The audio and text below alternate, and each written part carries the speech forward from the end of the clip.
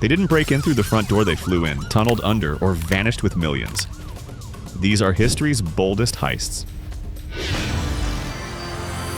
It sounds like something straight out of Money Heist, but this one actually happened, and no red jumpsuits were involved.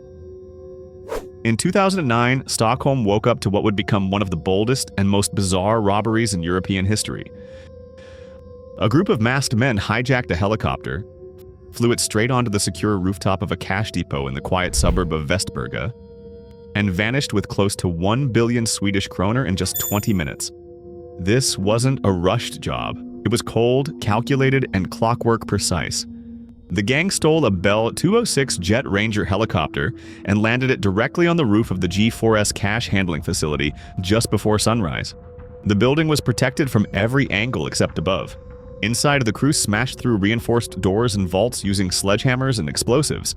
Alarms went off, but that didn't matter. They were moving fast, knowing exactly what they came for. To keep police away, the robbers placed spike strips on key roads and even planted fake bombs at the police helicopter base, effectively grounding the country's aerial response. That's not just clever, that's surgical. People living nearby saw the helicopter and assumed it was part of some routine operation. No one panicked. No one realized they were witnessing one of the most daring crimes in Scandinavian history. The gang was surgical in their choice of loot, targeting untraceable bills. Surveillance footage showed masked figures moving with precision and speed. By the time police arrived, the robbers were long gone. The helicopter? Found later in the woods, abandoned and scrubbed clean. A few suspects were caught, but the vast majority of the money gone. And here's the part that makes it feel like a Hollywood script. Some of the robbers had actually taken flight lessons in the months leading up to the heist. These weren't pros, these were people who studied for it like they were prepping for the ultimate real-life video game mission. The Västberga robbery didn't just shock Sweden, it became a legend. No guns fired, no guards harmed. Just a helicopter, a rooftop, and nearly 1 billion kronor that seemed to vanish into thin air. A tunnel, a fake company, and over 160 feet of underground genius. This wasn't a bank robbery, this was an engineering project. In 2005, a group of thieves in Fortaleza, Brazil, pulled off a heist so absurdly clever it still sounds like a Netflix pitch. Over the course of 3 months, they dug a tunnel from a rented house straight into the Banco Central's vault and walked out with more than $70 million in cash. Here's how they did it. The gang rented a small building 2 blocks away from the bank, pretending it was a landscaping business. The whole time, they were quietly digging beneath the streets, reinforcing their tunnel with wood beams, plastic, and lighting. They even installed ventilation. This was a full-on underground operation and nobody noticed a thing. When they broke into the vault, they didn't need to deal with alarms. The part of the vault they entered had no sensors because it was underneath the main floor. Once inside, they removed more than 3 tons of unmarked Brazilian real banknotes, all used bills, with no electronic trace. They carried it out in bags through their tunnel and vanished. By the time the authorities figured out what happened, the gang was long gone. No getaway cars, no alarms, just an empty vault and a hole in the ground. Investigators called it one of the most professional and disciplined crimes they'd ever seen. Several members of the group were eventually caught, but a large chunk of the money has never been found. Some of it may still be buried. Some may have traveled across continents. What's certain is this: these weren't just robbers, they were architects of the perfect underground escape. When London police got the call that a vault had been hit in Hatton Garden, they were expecting a crew of high-tech, high-speed modern criminals. Instead, they found a gang of senior citizens, retired thieves, who came out of hiding for one last score. Over the Easter weekend in 2015, these men drilled into a vault and pulled off what many now call the last great British heist. The crew included men in their 60s and 70s. Their leader, nicknamed Basil, had keys to the front door. They bypassed alarms, climbed down an elevator shaft, and used an industrial drill to bore through 2 feet of reinforced concrete. It wasn't fast, it wasn't flashy, but it worked. They looted over $14 million worth of cash, gold, and jewelry from safety deposit boxes, leaving behind piles of shattered metal and dust. Some boxes were ripped open. Others were emptied with surgical care. The vault looked like it had been hit by a tornado with a pension plan. What shocked the public wasn't just how bold the crime was, it was who did it. These were old-school thieves, some with long criminal histories. One had a pacemaker, another had arthritis.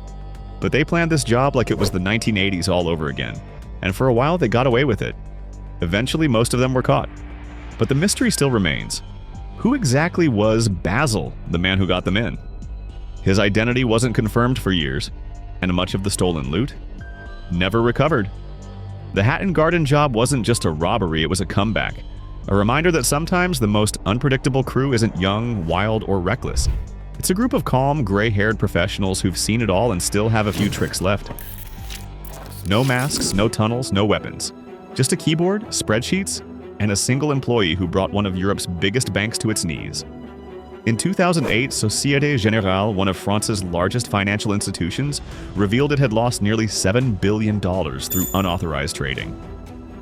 And the man behind it all? A low-profile employee named Jérôme Kerviel. He wasn't a high-flying executive or tech genius. He was a mid-level trader working quietly behind the scenes. What made this case so unbelievable is how far he went without anyone noticing. Kerviel placed massive bets on the market, bypassing risk controls by creating fake offsetting trades. On paper, everything balanced. In reality, he was gambling with billions. For years, he flew under the radar. And when the market went his way, the profits rolled in, making him look like a rising star. But when the global financial system started to shake, everything unraveled. The bank had no idea how exposed it was until it was too late. Société Générale scrambled to unwind the positions, losing billions in just a few days. Kerviel was arrested and sentenced, but even today, some still debate whether he was acting alone or just the fall guy for a much bigger system failure. What makes this story so wild isn't just the number, though $7 billion is jaw-dropping. It's how it happened. No break-in, no hacking, just one man sitting in an office, typing away and unknowingly triggering one of the biggest financial disasters of the 21st century. He was smart, quiet, and looked like any other guy walking down the street. But for more than 30 years, Carl Gugasian was the FBI's most elusive bank robber. He didn't smash windows or yell threats. He planned every move like a military operation and always struck on Friday nights, right before closing time.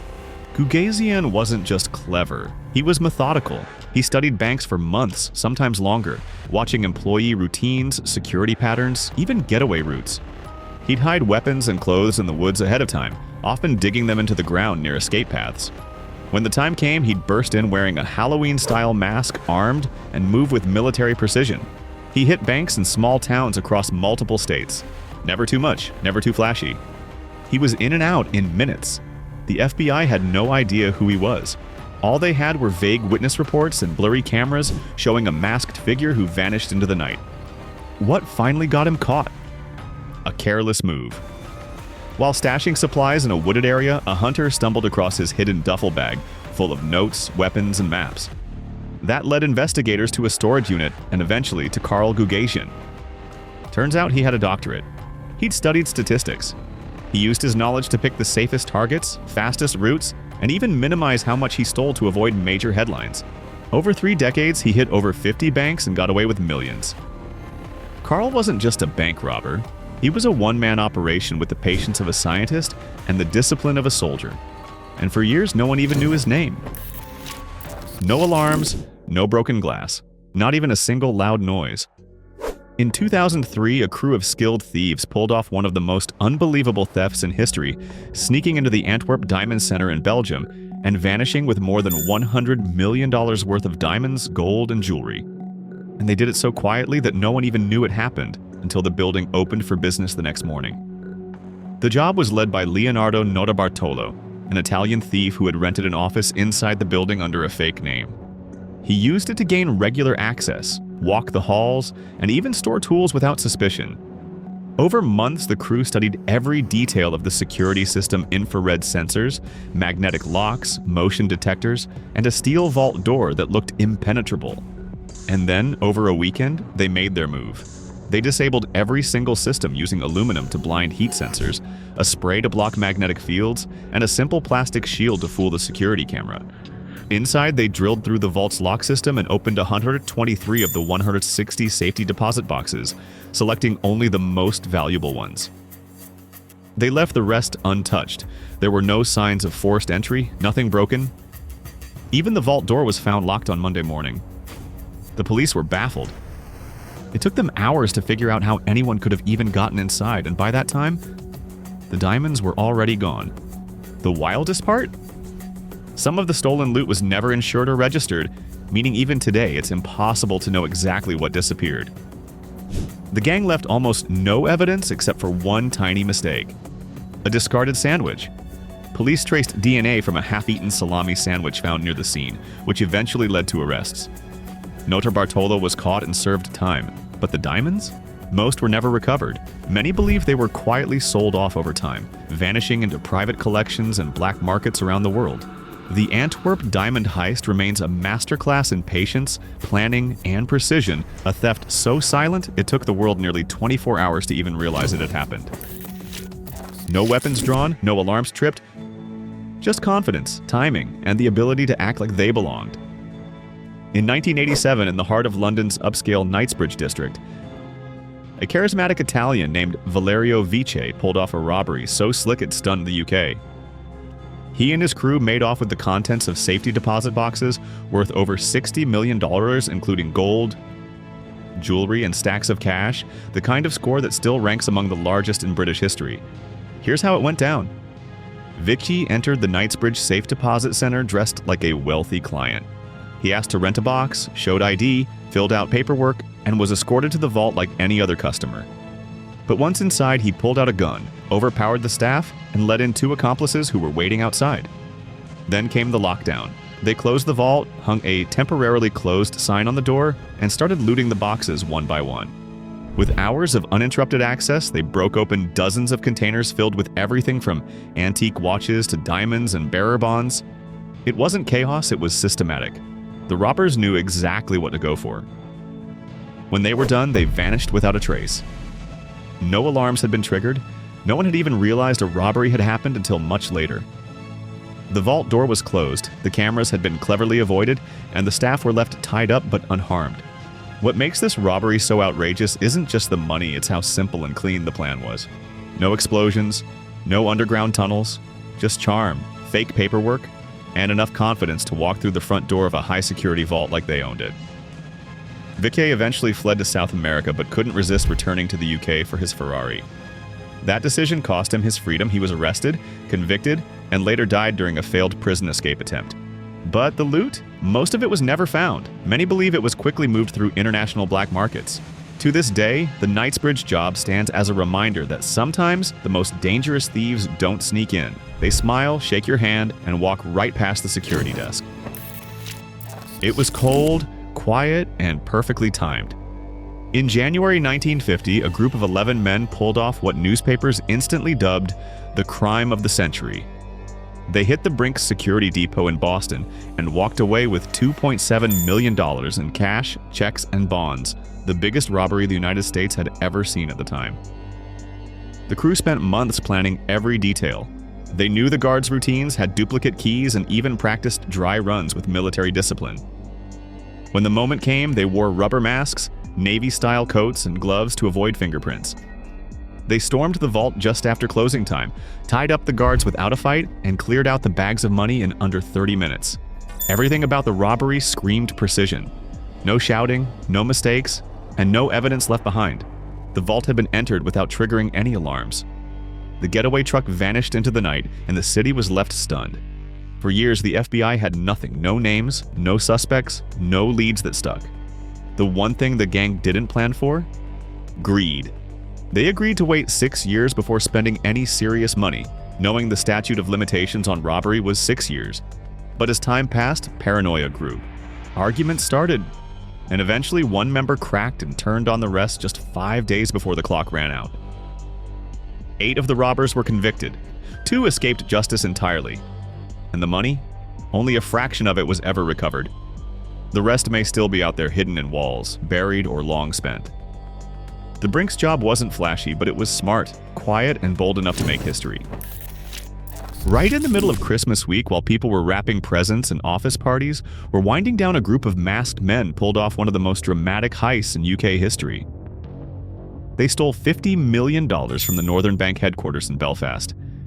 And the way they did it? Straight up psychological warfare. The robbers didn't burst in with guns. Instead, they went after 2 senior bank employees at their homes.